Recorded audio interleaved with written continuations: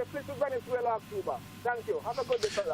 Thank you very much. Somebody holding. Are you still holding? Good afternoon. Yeah, I'm holding from the diaspora of Dorsetshire. Good day, doggy. Major? Yes, please. You can't laugh anymore. Well, I know you for all them crusade going. I know you're very holy this week, you know, so I'm not challenging you this week. I have to wait till it wear off next week. You have to blame your constituent, Brother Bless. and Brother Bless and Brother Bless. And the best is woman. Yeah, buddy. How do they measure inflation?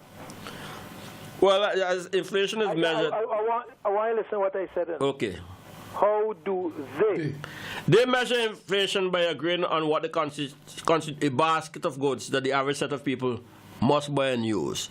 So bread, electricity, transportation, certain things that they figure people must consume, and they put that into it, and they track the prices and they change the prices over time period. How is a basket constructed? Doggy, I can't tell you that. It's like the wicker basket. It could be all baskets have hole. A basket can't hold water. That's right. Water is 75% of the earth and of the human body. So if it can't hold water and you are measuring it by a basket, then you're set to deceive. You understand I'm listening. The philosophical way of dealing with this matter? Because you can't tell me using a basket where communications, sir, communications has been the driving force of the economy, according to Ralph Gonzalez. You remember when Digicel entered the market? That's right. You remember his speeches of how the Labour Party was instrumental in all of this and that and all the other crap that he speaks, right? And then he spoke to the issue sometime about 5 years ago that they say things bad. But look at how many cell phones in St. Vincent and the Grenadines. You remember that? All of that. They put on the lights, yeah. Okay. So I want to start on that basis. If they are measuring with that kind of basket, then inflation has to be around 30%. As a matter of fact, in some instances... Not that high. Not that high. I want you to understand the argument that I'm bringing. And I'm saying that it is so. I say, if you use their analysis of how well their economy is doing, and as I said, their economy come here, your economy ain't so good. Yeah, that's me out, man. Right? Well, I'm telling the truth. The point I'm getting at, let's just deal a little bit with landline. Everybody years ago had a landline. And on the average, I did a study, and on the average, the ordinary, what we determine ordinary folk that work for $1,000 and $700, wife for $700, a husband $700-800 or $1,000, basically around $1,500, $1,700 a month. Paid on the average $120 per month for a landline before all the cell phone came in. Since the cell phone came in, the average of each person, now there was one landline in a house. I want you to listen carefully, you know, because I did the analysis. There was one landline in a house. Now, there's an average of 3 mobile telephones in a house. That's the average. I wouldn't doubt that. That's the average. How many houses we have in St. Vincent and the Grenadines? Yeah, about 40,000 households. Multiply that by 3? 120,000. But it is average that each of those, if you take 3 per household, is paying $230 per month. Per household? No. Per person? Per phone. Per person per household? Yeah, when you calculate the data, phone call, and all the top-up and everything and so forth, it has been averaged that each person in St. Vincent pays about $230 per month. That's high. Real high. I was shocked when I look at the data. I'm not saying some people might only pay 50. I'm speaking on the average, based on some Peter pay for Paul and Paul pay for all. But that is... So how come then, if you use the basket that they have, and they spoke to the issue of how well the economy doing based on how many cell phones in St. Vincent and the Grenadines, and you only used to pay $120 a month per house, but you're paying more than 3 times that per house when you add up all the cell phones together. And let's even cut it down by half, sir, and say $150 per phone. Okay?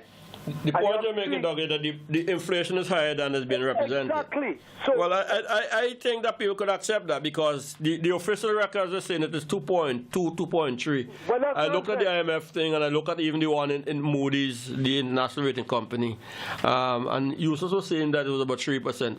But it's still what's important to me in your discussion, the 2 things are important to me. One, your argument that the inflation rate is high is very important because it speaks to what the salary increases should be for public servants.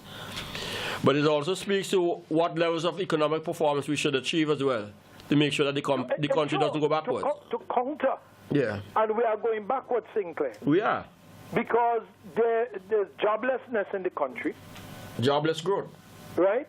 And then you have an issue of where energy, we take this as the other part of the basket. Yeah.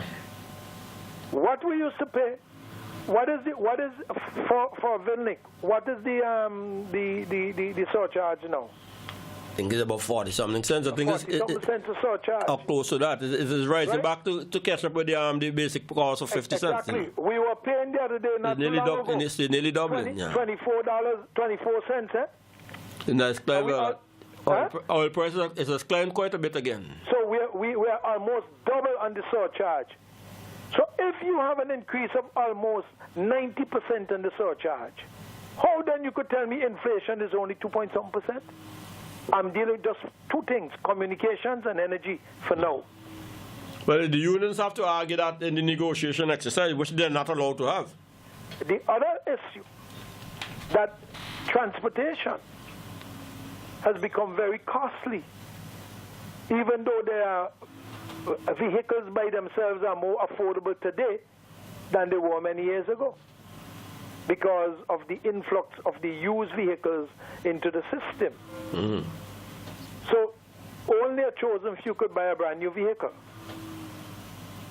And that is what we have to pay now, even for public transportation, for the vans and so forth, and the cost of replacement of the vans, based on you see, it's time people start doing analysis.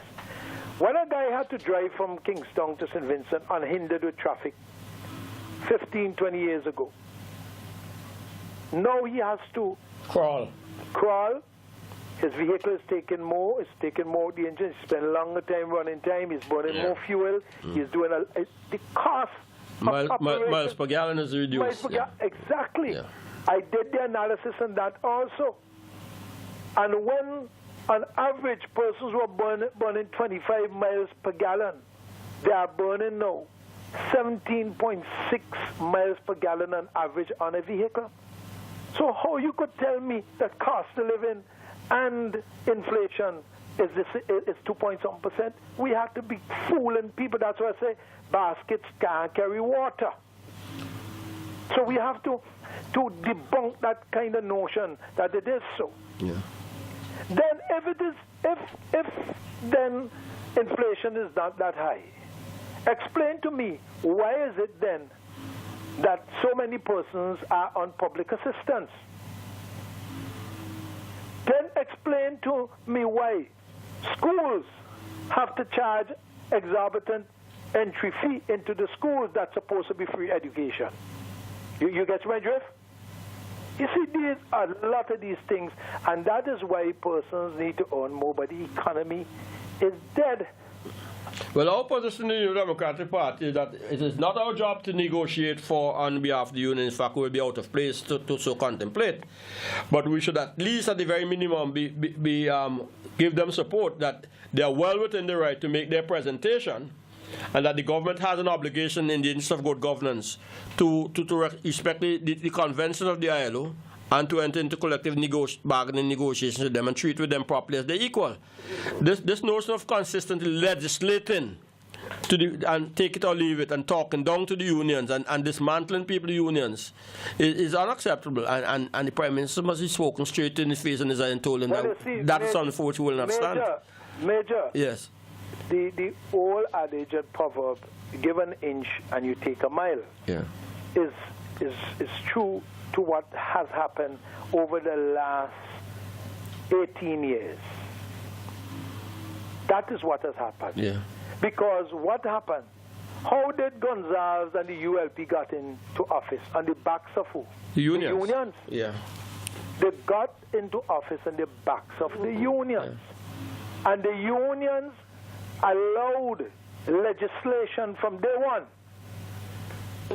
and not negotiations. Well, certain leaders of the unions, you see, because of the other things. No, well, I have to say because in effect it's the unions.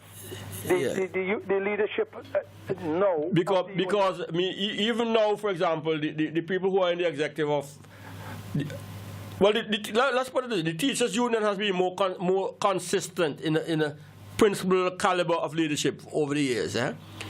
You have had more vacillation in the quality of leadership in the public service union, because even now some of the cases that have been brought could have been brought 10, 15 years ago. But they refused to do it. They refused to because they were in bed and collaborated with the government. So you have to give credit for the correction. Yeah. Well, no, I'm giving credit, but I'm just saying the reason why Papa believes that he is allowed to, by right, his own right, that was handed to him on the platter, that he can legislate. Yeah. But he really has an entitlement to legislation and not negotiation. So he get these guys like Bones, the Maccabees version of him, and Noel Jackson, who himself is found wanting in many ways, to agree. And they are part, and that's why Mr. Yusuf reiterated the other day, that he told the union, stick to union business and do not get in bed in any Nesdick and all these things, because you remember, Major, how Mr. Huggins at Vinlick years ago never wanted to have any interaction with governmental organizations. By the way, he was the first chairman on NSDEC, you know. Well, this is the point. I'm getting this to that, to show you. He was the first chairman on NSDEC. To show you how all these legislative agenda of Papa was handed to him on a platter. During the NDP period, Mr. Huggins resisted having anything to do with anything that sits in the same position with government and negotiate with government, being part of any organization. As soon as the ULP got into office, Toby Huggins became head of NSDEC. And so all of these things have gone down the drain. God bless us all, so let's not dwell on it. No, but I'm speaking what the historical perspective are. I know. The same thing with Barnes and Noel Jackson and all the others in them who have allowed. Same thing with Curtis King and all of them who sat there in the unions, make a lot of mouth talk. Blazer Williams, all of them say a lot of things over the years. But what has become of this situation with respect to proper representation of people? Sitting as a chairman of the Public Service Commission is one that you are representing the public service, you know. No, what's up to him is really disgraceful. And when I see these things and I see Blaze and them, you say that to the face. I lost all respect for them because you have to. And more than that, Blazer used to be the economic advisor to the unions at one time. At one time. You know, I don't know if he still is or when that discontinued. So that's a virtual conflict. How could we have a country that is running the way this is? You know what I mean? How did we get here? Last thing what this place is. Last thing I want to tell him, Bing asked me for tape with you and I tell him Bing say you have nothing to do with your Redskin, guys. Yeah, that's all right. But as a friend, I keep it out of that. I could say anything, because he's my countryman, you know. So I all the kind of talk with me. When Gonzalez wake up on his birthday and say he's going to build an airport after he said in 2002 that St. Vincent and the Grenadines, quoting him, could not afford an international airport. When he came on his birthday in 2005 to speak to that issue, and he didn't apologize and say, well, I have a change of heart. What did he say? How did he describe the financing of the airport? Creative, what? Creative finances? Yeah. Creative. But no, you know what happened? Last night he said Major was an atheist with respect to the airport. And then I became agnostic. He wore the color, though. He wore the color, boy. How come he cannot use the same creative financing to deal properly with the civil service? All the civil servants, teachers, nurses, everybody included. You see? Hypocrisy is the best. I just thought I'd join the discussion and throw those things out there. I'm in neighbor. What is it? What the collation of the willing? That's what it was.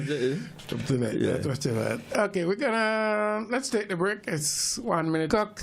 And we're going to take your calls as we interact. The numbers to call are 784-4565967.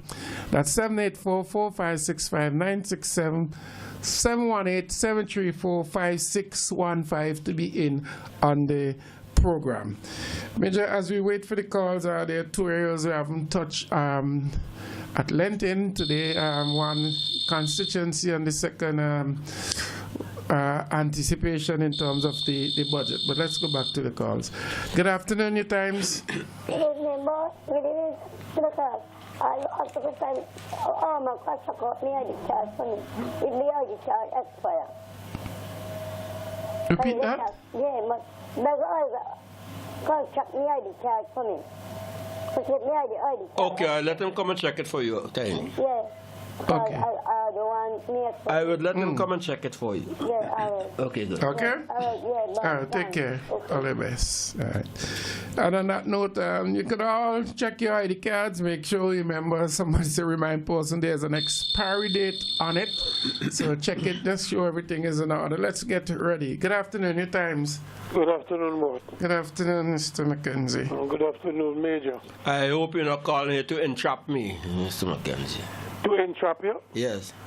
You know I will do my utmost to deliver you that entrap you. And what about me? Well, he may be one of the stars. And I don't want to hear the truth. It's okay. Go ahead. I don't want to hear the truth. I don't want nobody acting crooks today. I mean, the tiny picture with the dragon and the Red Army.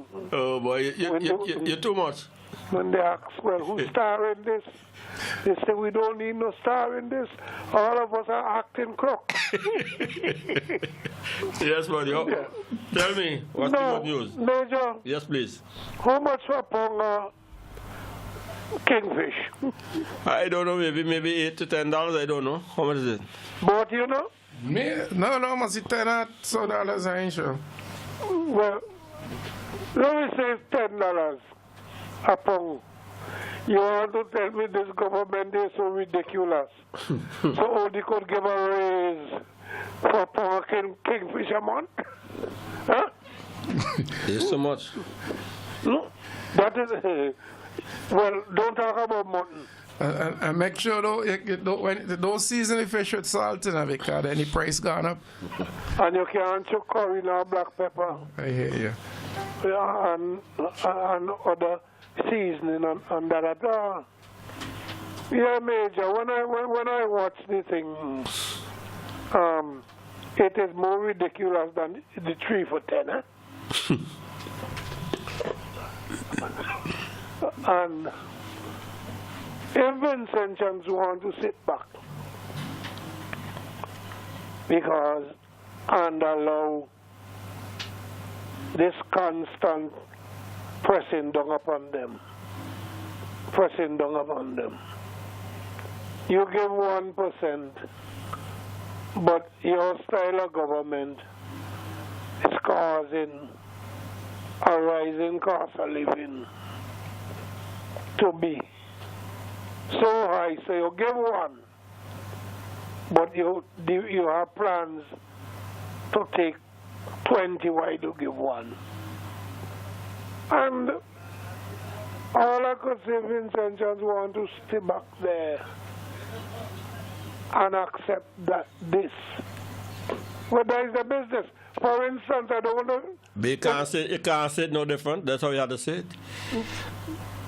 Because if the members of the unions don't see and understand this is a time in which they should stand behind their unions to get a better deal for themselves and their family and want to reduce themselves to just political partisan decision making, then they have to take the consequence of it because, you know, as they say, the people. Yeah, because Major, in all my living, I know when monthly pensioners or monthly workers is negotiating, it doesn't have anything at that time to do with daily paid workers. Yeah. How do you making that point? Yeah. Huh? How do you making that point? Because I know Jackson Union. He have any monthly workers or he represent He may daily have workers? in the government system. Yeah. I don't know. He may have some. He may have some. Chances are you would have some. But the vast majority of public service workers will be represented by the PSU and the teachers union. But there may be one or two places in which the monthly paid workers are in the public service. But then again, you're probably speaking strictly to the civil service because remember the public service is not just the civil service but some of the statutory corporations as well. Yeah. And in some of the statutory corporations you do have some of the units other than the PSU representing it. For example, when I was at 705, I think that used to be CTAW, I think, you know, was at 705. Okay. You see what I mean? So, and strictly speaking, places like Vinlec, for example, is a part of the public service, but Vinlec again is a statutory corporation that has its own negotiations. Yeah. And there, the union is the National Workers Movement, Jackson's union. But this negotiation that they took place there does not apply to places like Vinlec, Water Authority, and so on and so forth. They have their own statutory marketing board, their own statutory representation. Exactly. And in a lot of those places, and I'm sure in those places, they can't go and tell the people about 1%. Exactly. Because because I know the rightful people to represent the workers in that area was supposed to be Mr. Boucher, Miss Bino, and the guy from the Smith. Mr. Smith, right?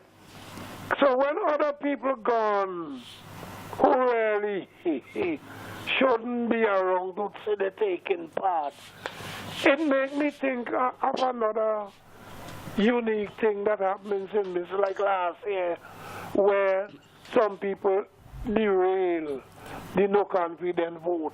Yeah, but before you go on, slide them, and not even say Mr. McKenzie a little bit, the Prime Minister himself ought not to be so insultive to Vincentian common sense, to look at Burns and the role of Burns as an advisor to his own government, the role of Burns and his role in the Unity Labour Party, and what he does on the radio stations.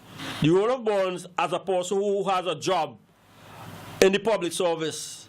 And by the way, I could tell you, because I know this for a fact, you can't find Burns' salary in the budget, You have to be shown which item in the budget represents Burns' pay, and that was shown to me already. Because even that they have hidden in the budget is disguised in the budget where his salary is, under what caption says. But you can't come and say to me that he is really an objective, neutral spokesperson in trade union matters now. He's jaundiced, to use Ronald Ralph's words. He's biased. Yeah. He's partisan political. And so it's totally out, and the same holds to Jackson. Jackson and them is on radio every day, speaking for the party. So how do they separate the two things? Come on. It's the party speaking, I speaking You on know, behalf come on, man. of the car park or such. Man, that's like Federals when you go behind the Congress and sell you Federals one drink. Yes. No. Major, I think I heard Bort once mention this some time ago. The money that Bonadi get per annum is about $60,000 or $70,000 per annum. A little bit more than that, I think. Some up in there. Well, let me say. I think it's 70 something. So multiply 12 sixes are 72. Am I correct? Some in that area, yeah. Plus traveling and other folks. Yeah. So he know where he could go, every place, and stretch his hand for $6,000 per month. Do you know how much people would it take from the YES program to make up $6,000 a month? About 12. So his DP could pay to me more than 12. Okay? About 14. Right? Remember $400 a month for YES workers. So what those YES workers are doing, such hard work. Some of them really are doing hard work for $400. Yeah, but we're not zeroing on the personal thing now. Let's move from the personal thing. Because the point is valuable. Have somebody holding to it. Yeah, I don't want to zero in on Vaughan personally because we don't know it is not worth the effort. No, what I'm trying to do is to show the YES workers. Yeah. How much of them? 14 of them. He working for 14 of them. And this need to be shown to them that they may know. Okay? So in closing, let me say that if Vincentians want to just stay and take licks, even the nurses, even some of the civil servants, some people working for $1,000 and Lord, such hard in harsh conditions. And want to settle with that. Yeah, before you go though, I want to thank you for your contribution you make with Mario, and not even calling my countryman name because these days he didn't want to talk to me. But seriously, for standing up for me when I was being accused of saying a lot of bad things about being, which I never did. And for bringing objectivity when they call in on the program sometimes, because not enough people in St. Vincent and Grenadines take up the telephone and call to make representation, and I'm glad that you are one of those who do that representation, and I really appreciate it. Well, we appreciate it. It's because I learn. Yes. And it is embedded in me. And you put it over very well. Yeah, that. You really express yourself very well when you're doing it. I am not only hand suddenly upon no man. I am not only hear somebody say something about Francois and then without hearing for myself. Yes. Right? Yes. But when I hear for myself now, different thing. I could debate. That's right. Yeah. And unfortunately, said he heard people from England calling. That was so ridiculous. That was so ridiculous. So then I told him that those people was only trying to make mischief. Of course. Mash up a good relationship. And I listened the whole morning. I was laughing when Bing was carrying on because I couldn't believe that Bing was serious. Because my countryman can't buy me just so me and do nothing. Okay. All right. Anyway, we're going to talk a little bit later. Okay, buddy. All right, thanks. All the best. All right, thanks. All the best. Good afternoon. You still on? Good afternoon. Good afternoon. How are you doing? I'm blessed. I'm blessed. Good afternoon to you, Honorable Major. Leacock. How are you? I take my how are you, and I'll take one for Daniel Cummins, who is not here either. So I'll take the two of them. But you didn't know someone's going to send him one because normally I see things like farm feed and all those things online. I don't get so. I can't be selling high when I don't get nothing. I saw some nice what's up the other day. I'm like, man, if I have to buy one of those games, then it costs me $15 or more. And they're not big. So I've been listening to the program all morning, and you came very passionate this morning, as always. Mm-hmm. And I like the direction and the angle which you're taking all of this from, because at some point I think we've been sanctioned. And I said we because even though I'm here, I'm still in sanctioned. Well, even more so. Even more so. Because I'm speaking directly to you in the diaspora. Yeah, man, I'm a Vinci. Yeah, to the bone. Yeah, down to the bone. So we're going to ask ourselves, too, is this really, this is it? I mean, is this all that we can do? Is this our best? Because normally when I listen to the other side, I listen to this guy on Big this morning, and he's saying that the people are happy. And if they're not happy, then they will come out and join the leader and for the various unions and so forth and protest. So I have to ask myself, is there some truth to what he's saying? Because if the people disgruntled with what's going on, then I could see them coming up and standing up and stand behind the leaders to say, well, we are strong. I mean, we are one voice. That we're actually a union. And it's more complex than that, and you know that. I know it's more complex than that. The unions have the work cut out for them, Just as we in the New Democratic Party have our work cut out for you, because it's not just a matter of putting it aside on the basis of there's a fear factor. It is the whole way in which the state apparatus is used against people, and there's a fair amount of what I call political fatigue as well, in which people, have been there, done this, done that with respect to protest action, and it requires a certain inner strength that is not resilient in all of us, present in all of us, to go out there in the streets to do that. I've led marches around town by myself with people like pastors who walk. I think it's easy to pick up and say, let me lead 100, 200 demonstrators around the block of Kingston. People look at you and figure you're a madman. Or you're promoting yourself, or what is it about, what's in it for them, and so forth. So the union's work is cut out for them. I know, and the most of our people seem to be brainwashed because brainwashed. The government, they ask where the government is going to get the money from. They're not asking why is it that the government is not productive? Why is it that there's no growth? People asking where they're going to get the money from. Yeah. I don't get it. Are they not asking the wrong question here? You see, I spent today on the program, how much cost I'll get from this? But I have to be at the stage where it doesn't really matter to me. I mean, I listen to you on Bing, and you would explain, even the FBI, amongst other things that we can do and here to get the country growing. And he's still asking where the money is going to come from. Exactly. He's saying that the FBI program, if it's not too late now to enter because St. Lucia is ahead of us and other countries are ahead of us. So because we are late, we mustn't try. Exactly.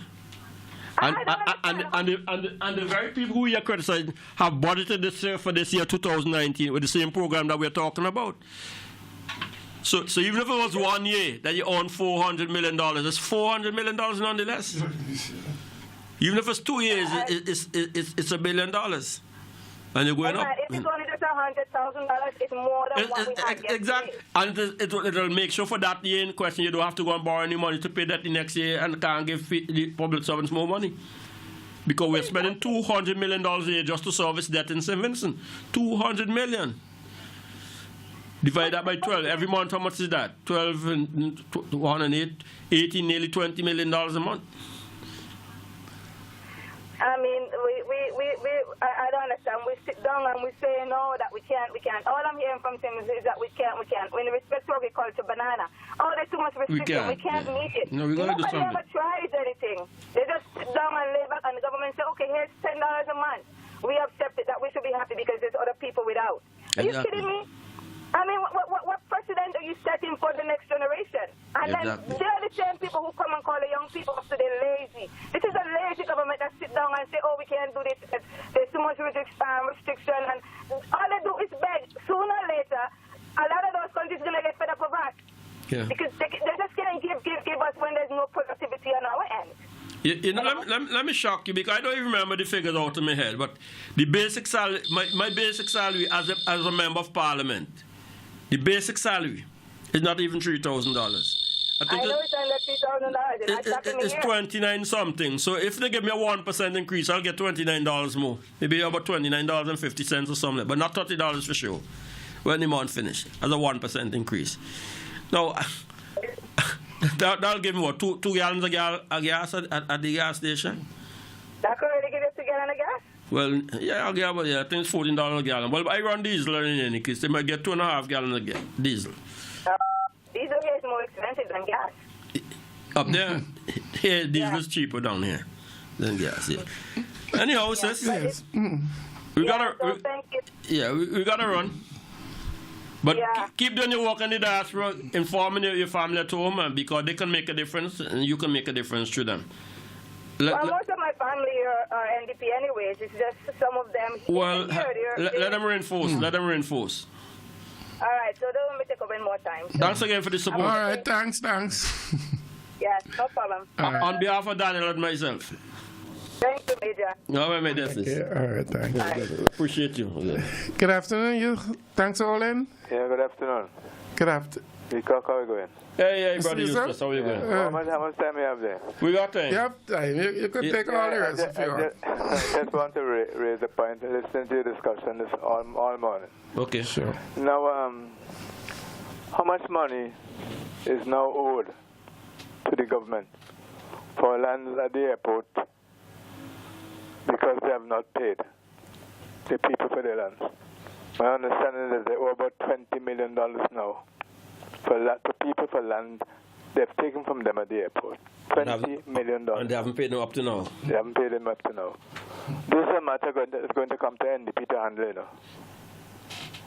But, well, and then you for your own reason is featuring the money owed to the land to the airport. Yeah. But the way in general in which Ralph has treated people is terrible. Yeah. No? You remember you and I entered into a discussion in the parliament with him with Marcus's money, for example. Yes, yeah. Which might be what, $3.5 million or whatever it is. Yeah. Can you imagine somebody owing you $3.5 million and you can't look after the family? Exactly. I mean, that Toussaint died without recompense for the land they took away from him. Yeah. That they have all these people. There are people in that figure who have died, you know. You know. And the $20 million that is owed. And but, I mean, it can't be right. They never got their money and have died.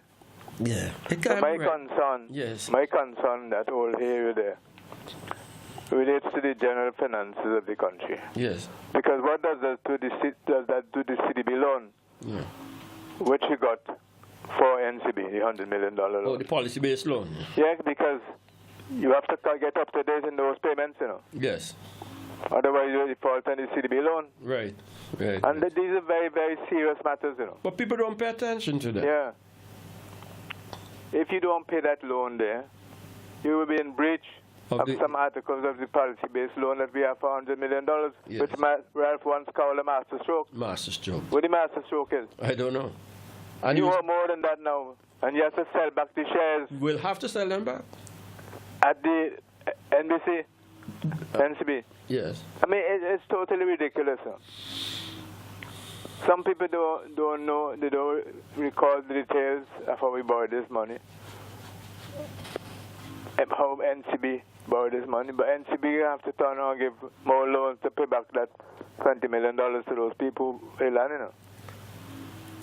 Boy, people must be suffering. And that alone is $20 million. People must be suffering. You know, so let us be clear that we understand what is happening around us. This is not just any election. You know. Yeah. We must be clear what is happening around us Yes. and what the implications are for the decisions that we take. And there are several implications because we had to sell our shares in the bank because the bank was owed too much Yep. by people, That's right. including the government of St. Vincent and That's Grenadines. right. And now we're making that worse now, having borrowed $100 million Yes. to clear off that. So going back in the same soup and putting the NCB back in trouble. I just want to make that point. I'll develop it some other time, but I just want to make that point. It's very, very critical. I was saying on the program sometime when you're in, because this is your baby more than anybody else. An increasing number of people are taking this 12% discount on the NS because they want to take the monies earlier. Not so sure that they could live out to get the monies. I mean, it's an unfortunate thing for people to have, but 12% discount is a lot to be giving up. Yes, In my mind, just off the cuff. Who is actually doing that? A lot of people, rather than wait until they're 62. Yeah, a lot of persons use this. Will take the pension at age 60. And the provision is that if you take it at age 60 ahead of 62, you could take it, but take a lower pension. Take a lower pension? Yeah, and I saying that some people have to be very, very careful about that. Yes. If the cut is as much as 12%, that's a fairly significant cut if you're going to do that for the next 15, 20 years. God knows, we don't know, but, But the fact is that people figure that they can bridge the gap between 3 years or 4 years.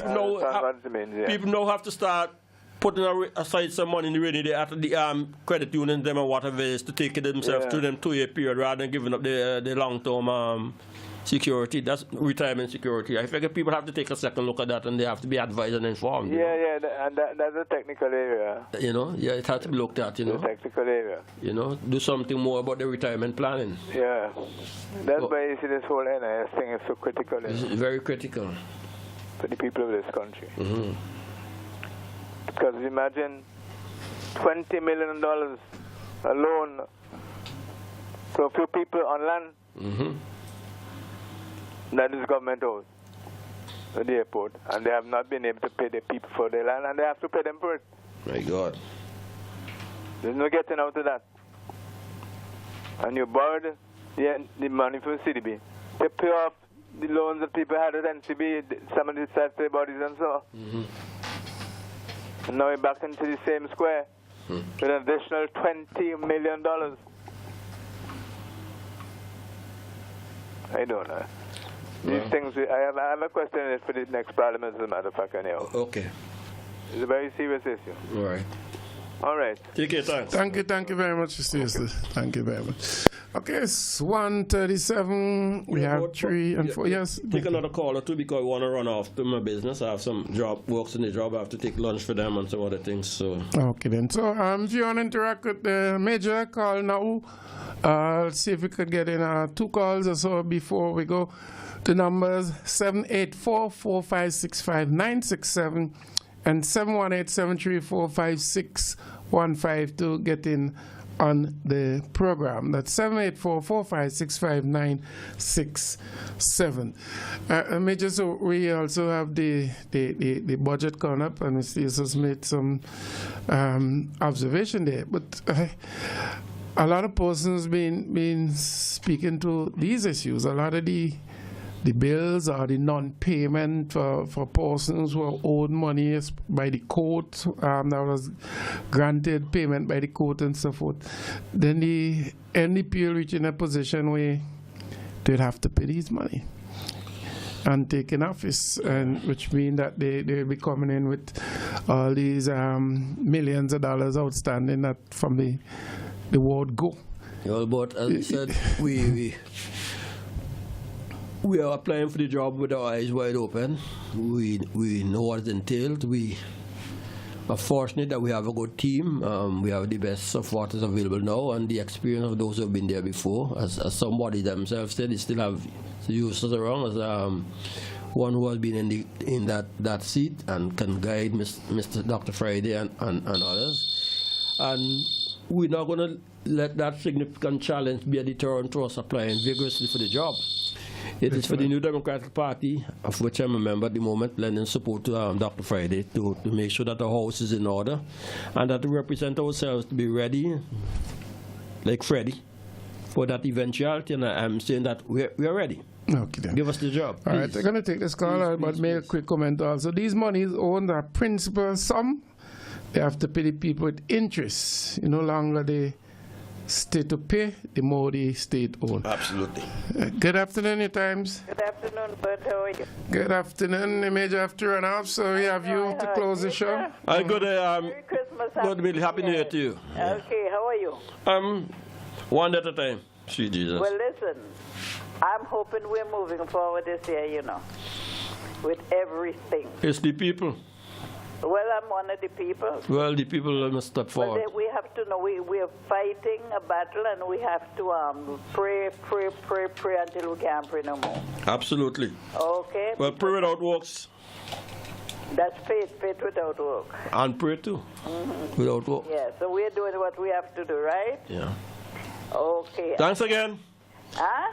Thanks again, I said. Okay, All right, all the best. All right. Okay, all the best. I got to run off. Let me say thanks to the people of Central Kingston for affording me the opportunity. Thanks for the leader of the party, Dr. Friday, and for my colleagues. We are saying without shadow of a doubt that we are ready. We believe that good is simply going to prevail over evil. We want to encourage the union leaders to continue to represent the membership, and for them to understand that in the Democratic Party we have nothing but respect for them and for their independence. And members of unions have the right to vote for any political party of their own, but this is a time to stand behind the union in their own best self-interest. And the Democratic Party understands ultimately if it's going to be good for the workers and good for the union, then it's going to be good for us and good for St. Vincent and the Grenadines. God bless. Have a great evening. Get to the registration centers and make sure that you are on the forward march to victory for a change of government in St. Vincent and the Grenadines.